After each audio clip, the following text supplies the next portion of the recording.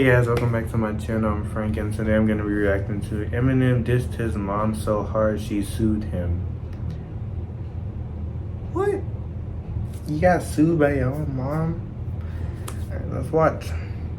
Eminem dissed his mum on a song so hard that she was able to successfully sue him. Oh, she won too. How did it happen, and what amount of money did she eventually get from him? Well, the lawsuit makes a lot more sense if you understand that Marshall Mathers and Debbie Mathers have always had a fragile relationship. When I was growing up, I hated my mother, mainly because we were constantly moving. Eminem recalls his childhood as a tormented time in which he was forced to attend 15 different schools, while his mum chased boyfriends from city to city, adding that his mother only loved him until he was 8 years old, and that by the time he was 15, she was demanding that he either help with bills or be thrown out of the house. With so much of Eminem's early music often discussing this harsh Detroit upbringing, it was inevitable that at some point he'd rap about he and his mother's poor relationship, doing so for the first time in 1999 after releasing the now incredibly popular song My Name Is, which included the lines, 99% of my life I was lied to. I just found out my mum does more dope than I do. I told her I'd grow up to be a famous rapper, make a record about doing drugs and name it after her, although when Eminem's mum would listen to this song following its release, she'd publicly defend herself by stating that his upbringing was the exact opposite to this. I'm looking at these and I'm going, what is this? I never worked a day in my life. We never had a house to live in. We lived on welfare. I mean, everything he was saying was like, I almost went into shock. I'm like, this is not true. Why are you doing this? He was spoiled rotten. Anything he wanted, I made sure that I'd take my last dime and get it for him. Neglectful. No. Pill popping.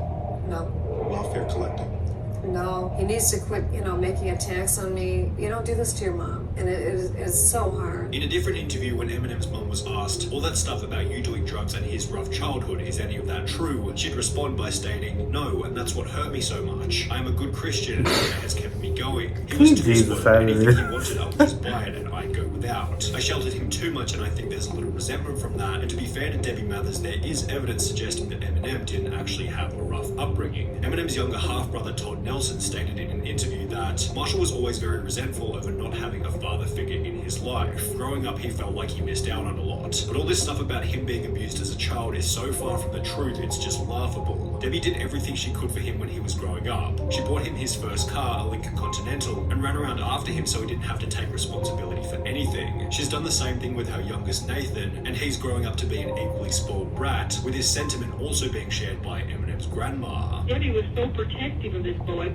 she never allowed him until he got in his teens to have a lot of friends. Whether or not Eminem really had a traumatic youth was yet to be determined. However, on the 20th of September 1999, at a time during which Debbie Mathers was conveniently close to bankruptcy, she picked the first lawyer she found in the Yellow Pages named Fred Gibson and filed a $10 million defamation lawsuit against Marshall Mathers, stating that his comments had caused various forms of emotional distress, including diminished self-esteem, humiliation, sleepless nights, harm to her credit rating, and even the loss of her mobile home. When you can't go to the mall for being spit on and being called, you disgusting pig, it's sad because people are passing judgment by listening to Marshall's songs. However, the filing of this lawsuit only led Eminem's mum to receive even more backlash. Going back to the interview with Eminem's half-brother, he'd state that after filing the lawsuit, Eminem's mum became the most hated woman in Detroit. Debbie can't go out anywhere in Detroit without being recognized, and normally it ends up with her being abused or attacked. She's had everything from eggs thrown at her to cigarette butts flicked at her. She got so fed up with people cursing or staring at her that she'll only do her shopping in the middle of the night. It's a terrible way to live, and nobody deserves what she's been through. When Marshall himself learned of the lawsuit, he unsurprisingly called his mother in a fit of rage. However, in the public eye, Eminem was able to remain cool, calm, and collected, stating that he simply expected the lawsuit. My mum is a lawsuit queen. All her life she has sued people. That's how she makes money. When I was 5, she had a job on the cash register at a store that sold chips and soda. Other than that, I don't remember her working a day in her life. While Eminem's lawyer would come forward stating that the lawsuit will only be dealt with through legal channels, Eminem seemed to have a different idea as he began to use the situation as fuel for new lyrics. A lawsuit didn't stop him. When he got hit with a lawsuit, it didn't stop him. But he got worse. On the 23rd of May 2000, whilst Eminem was smack bang in the middle of the lawsuit, he released the Marshall Mathers LP on which he'd feature lines such as, my mum's suing for $10 million. She must want $1 for every pill I've been stealing. Where you think I picked up the habit? All I had to do was go in her room and lift up her mattress, doubling down on the claims that had started the lawsuit. However, this is the point at which the story takes a bizarre, almost hilarious twist. As a result of Eminem continuing to rap about his mother in an unfavorable way, she'd respond by doing something that only a few have been dumb enough to attempt. Debbie Mathers dropped a diss track on Eminem. Oh my God, no. CD, it was one of the ways Leave for it me to to your get my son. feelings out there to my son. And the Oh my public. God. The song titled Dear No. Marshall was released on a 2-track EP called Setting the Record Straight. This is called Set the Record Straight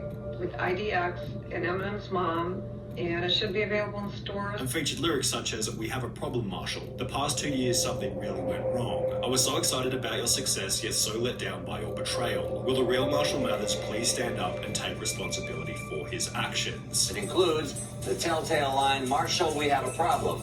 And to set the record straight on that lawsuit, Debbie hasn't dropped the suit, but as we said, she is working on the settlement. With Eminem now having a fair bit of pressure on him from the media, Debbie Mathers reduced the lawsuit amount from $10 million to $2 million with the goal of reaching a settlement. However, perhaps as a partial result of his mother's diss track, Eminem rejected the $2 million settlement request, instead stating that he'd rather pay his attorneys $100,000 just to make sure that she doesn't get a dime. Although, while Eminem wasn't ready to give up $2 million that easily, Debbie seemed to have theorized another method to earn this money. Shortly after having her $2 million settlement rejected, she'd announced that she was writing a tell-all book about her and Marshall's upbringing titled My Son Marshall, My Son Eminem. After seeing her book I was with announcement her as another first, cash but- grab based on his fame, Eminem would escalate the conflict further by stating, "If I could go back in time, I'd probably go back to the day I was born and kill my mother as soon as she had me," also releasing another brutal song titled Cleaning Out My Closet, in which Eminem can be seen digging a grave for his mother in the music video, whilst rapping lyrics such as, "Look at me now, I bet you're probably sick of me now. Ain't you, mama? I'ma make you look ridiculous now." However, while this was the approach taken by Eminem publicly, his mother explained that behind the scenes, he was on the phone begging her to end the conflict, having stated, "All I want for my birthday, for Father's Day, for Christmas, for all the other holidays, is for you to drop the lawsuit." And it seemed like after this phone call, Debbie was potentially going to drop the case. She'd publicly admit that, "I didn't mean to sue my son for defamation. I just wanted to stop my home being repossessed and clear up the financial problems that have been caused," yet under the advice of her lawyer, who stated that the suit would be a good way to give Marshall a wake-up call, Debbie continued the case until it that's would kind of finally a come to fact, settle on though. the 8th of August 2001. 2 full years had passed since Debbie initially launched the lawsuit against her son, and given how much pain had been experienced during this period, Debbie was likely expecting a pretty impressive payout, although this isn't what would happen. Eminem was ordered to pay his mother a measly $25,000, which becomes even funnier when you come to discover that in the process, Debbie Mathers was charged $23,354 So in she legal only got fees. $2,000, When all was said less and than done, $2,000. Eminem's mum kept only $1,646. Debbie Mathers' lawyer stated that she was the most high-maintenance client I've had in my legal career, and that the $25,000 settlement was a far cry to the time I dedicated to her personally and to the legal action. Following the suit, Eminem and his Keep mother it. wouldn't speak to each other The for lawyer years. said- We don't really speak. When was the last time you talked?